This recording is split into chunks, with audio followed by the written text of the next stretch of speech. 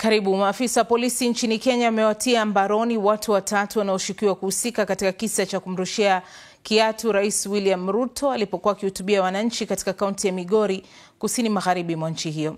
Polisi wamesema kuwa uchunguzi wa awali umeonyesha kuwa tukio hilo huenda lilichochewa na upinzani wa kisiasa na pia lilipangwa kabla ya ziara ya rais. Msemaji wa serikali Isaac Mwaura amelani kitendo hicho, akitoa onyo kwa waliohusika kuchukuliwa hatua za kisheria na pia akitaka rais kuheshimiwa. Kupitia ukurasa wake wa X alisema, na namnukuu, "Ni lazima tuheshimu sheria na taasisi ya rais. Waliohusika katika kitendo hicho cha aibu ni sharti wachukuliwe hatua." Mwisho wa nukuu.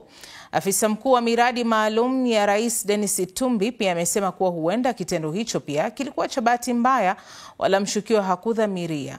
Hii si mara ya kwanza kwa viongozi kurushiwa kiatu duniani. Kisa maarufu zaidi mwaka 2008 wakati aliyekuwa rais wa Marekani George W. Bush alirushiwa kiatu na mwandishi wa habari nchini Iraq Muntadhar al-Zayed wakati akihutubia wanahabari.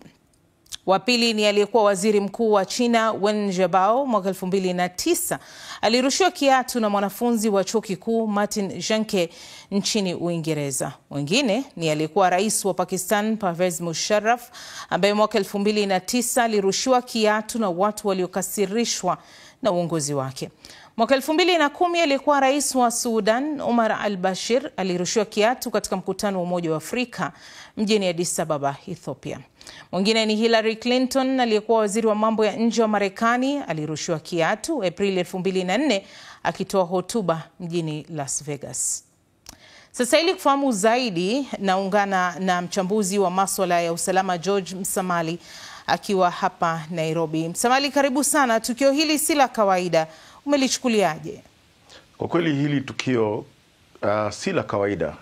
Ni jambo ambalo limetokea mara ya kwanza katika taifa la Kenya. Nafikiri mara ya pili, manake katika eneo hilo miaka iliyopita Rais Uhuru Kenyatta pia alitupiwa kiatu na kuzomewa na wafuasi wa upinzani, na kwamba hili jambo limetokea tena katika eneo hilo.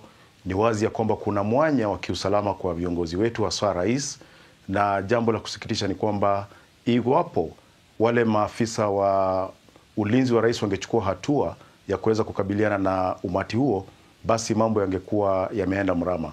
Kwa hivyo hili ni jambo la kusikitisha na lazima uchunguzi ufanywe ili tutambue haswa ni nani aliyehusika na madhumuni yake yalikuwa ni yapi. Hapo kwa upande wa ulinzi wa rais, unaona kikosi cha kumlinda rais kimezembea kwa kesi chake? Sidhani kikosi kimezembea, manake tumezungumzia hapo awali na tumesema ya kwamba hili silo jambo la kwanza kufanyika ulimwenguni. Tuko na mambo kadha wa kadha ambayo yametendeka na umeyataja, na kwamba jambo ambalo mimi nalitazama kwa makini ni ule umati ulikuwa karibu sana na rais, tofauti na mataifa yale mengine ambayo umetaja kwamba viongozi walitupiwa kiatu. Na hili ni jambo ambalo ni tishio kubwa kwa usalama wa rais, kwamba hakukuwa kuna ule mvuringo wa kumzuia rais iwapo jambo kama hili, tukio kama hili lingeanza kutokea, na kwamba lilitokea na kufaulu, inamaanisha wazi kwamba kuna utepetevu fulani katika ulinzi wa rais. Na hali kadhalika tunaweza walaumu wanasiasa moja kwa moja, manake wengi katika taifa la Kenya tumeona ya kwamba hawazingatii ushauri ambao wao hupewa na walinzi wao kuhakikisha usalama wao. Msamali, baadhi ya watu wanasema wamehusisha hili na hisia za kisiasa dhidi ya rais, lakini pia maafisa serikalini wameweza kulikanusha hilo. Sasa unadhani rais anafaa kupuuza kauli kama hizo, ama je, apunguze kwa sasa mikutano ya kisiasa? Nafikiri ni vema rais apunguze mikutano ya kisiasa hivi sasa hadi wakati mikakati mwafaka ya kumlinda yeye itakapowekwa katika msafara wake. Manake tumemwona rais ambaye kwa mara nyingi sana hupuuzilia mbali mawaidha kutoka kwa maafisa wa usalama, na kwamba yeye hutaka wananchi wawe karibu sana na yeye, na hili ni jambo ambalo ni hatari kwa usalama wake. Na kwa hivyo ni lazima rais ashauriwe kuhusiana na masuala ya usalama, na pia wale walinzi wake wachukue hatua za kuhakikisha kwamba wale wananchi, wakati rais anahudhuria mikutano kama hii, hawako karibu kiasi cha kwamba wanaweza kumdhuru rais ama kusababisha ghasia wakati rais anapohutubia umma. Sasa sheria inasemaje kwa atakayepatikana na hatua kama hii?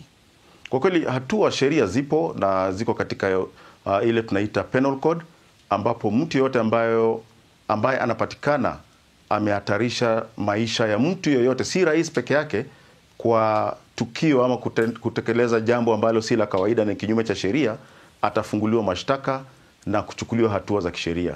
Na hii ndio hatua ambayo tunatarajia, isiwe tu ni kwamba tutasema kwamba ni tukio la kisiasa ama kwamba halikutarajiwa kama vile Bwana Itumbi alivyosema, bali tufanye uchunguzi wa kina na tuweze kufahamu haswa ni nini ambacho kilichojiri na msukumo ulikuwa upi, ili hatua za kisheria ziweze kuchukuliwa dhidi ya wale watakaopatikana kwamba walihusika na kitendo hicho.